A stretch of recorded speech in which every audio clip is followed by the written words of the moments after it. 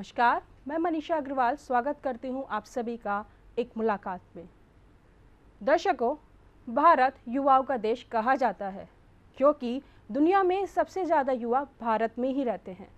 लेकिन कहीं ना कहीं ये युवा अपने लक्ष्यों, अपने सपनों, अपने जिम्मेदारियों से भागते हुए नजर आ रहे हैं।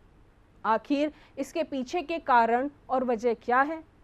आज हमारे साथ मौजूद हैं प्रभात Shukla sir.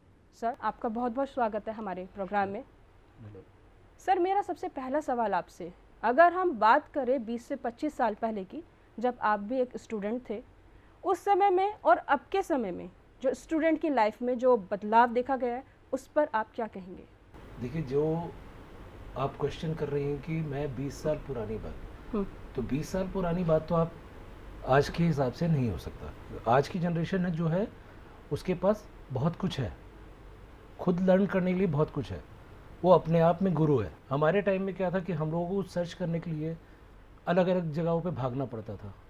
As a film maker and sometimes मुझे शूट वगैरह के लिए और भी चीज़ें कलेक्ट करनी होती थी, तो कभी कभी मैं कनॉट प्लेस में पालिका बाज़ार में जाके फुटेजेस सर्च करता था।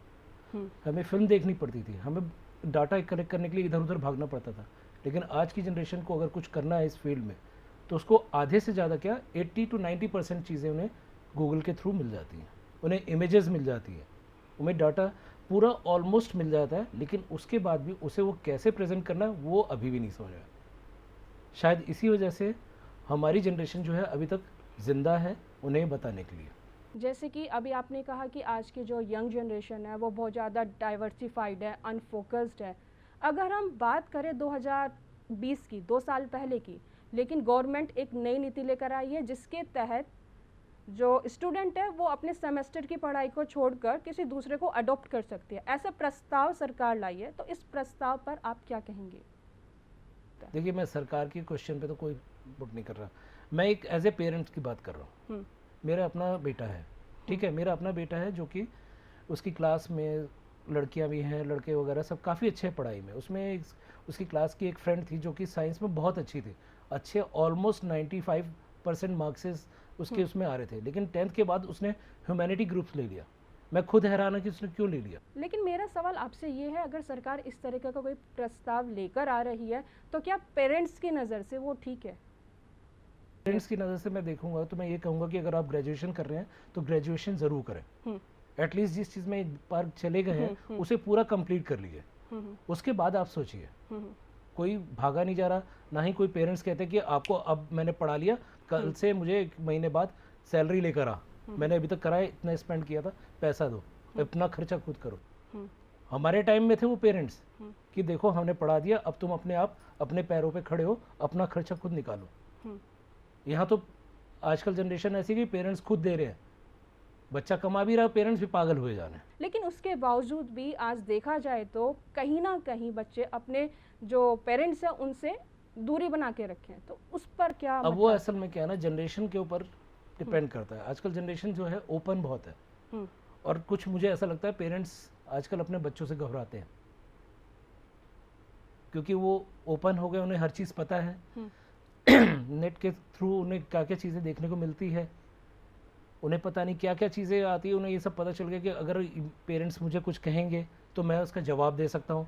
उन्हें लीगली भी पता कर लेते हैं क्योंकि न्यूज़ इतनी आती है, न्यूज़ में पता चल जाता है कि बाप ने अपने बेटे को थप्पड़ मारा या बेटी को थप्पड़ मारा, पता चला घर पे पुलिस आ गई। अगर हम आज की जनरेशन की बात करें तो उनके बीच में एक ऐसा ट्रेंड चला हुआ है, वो है कि इजी मनी, मतलब जल्दी से पैसा कमाना, कम मेहनत करना, जिसकी वजह से वो शॉर्टकट जो है उनको ढूंढते रहते हैं और उसकी वजह से कभी कभी वो गलत राह भी चुन लेते हैं पैसे कमाने के चक्कर में। तो उस पर आप क्या कहेंगे? ना जिसे है वो अपने आप चला जाएगा, उसे आप कुछ भी कर लें, आप कितना भी आप सिखा दें, उसे गलत राह में जाना तो जाएगा ही जाएगा, वो ठोकर खा के ही सीखेगा। ये नहीं कह सकते कि हमने नहीं ठोकर खाई, हमने भी खाई है ठोकर, लेकिन हम धीरे धीरे कुछ बन गए। बस ये है कि ये जनरेशन जो है ठोकर कितना खाएगी ये उन्हें खुद देखना पड़ेगा। हम उन्हें पहले ही बोल देते हैं कि ये मत समझना कि तुमने कोर्स कर लिया, तुम्हारे को बाहर निकलते तुम्हारे को ऐसे जॉब मिली, नहीं, तुम्हें भी स्ट्रगल करनी पड़ेगी। सर, जैसे मैंने आपसे स्टार्टिंग में बात की कि 20 से 25 साल पहले जो स्टूडेंट्स थे उनमें एक बड़ा बदलाव देखने को मिला है, तो क्या जो टीचर्स हैं, जो प्रोफेसर्स हैं, क्या उनमें भी एक बड़ा बदलाव देखने को मिला है अभी? आज की डेट में ना, पहले होता था कि टीचर मेंटोर होता था, आजकल उल्टा हो गया, स्टूडेंट को मेंटोर बनाना पड़ता है। हमें स्टूडेंट के हिसाब से चेंज करना पड़ता है रवैया, जबकि ऐसा होना नहीं चाहिए। 20 साल पहले हमारा जो टीचर बता रहा है तो वो बता रहा है, वो लकीर के फ़कीर होते थे, हम उसको मानते थे, इसलिए शायद हम लोग आज यहाँ खड़े हैं। सर, मेरा आखिरी सवाल आपसे जाते जाते, आप जो हमारे युवा हैं उनको क्या संदेश देना चाहेंगे?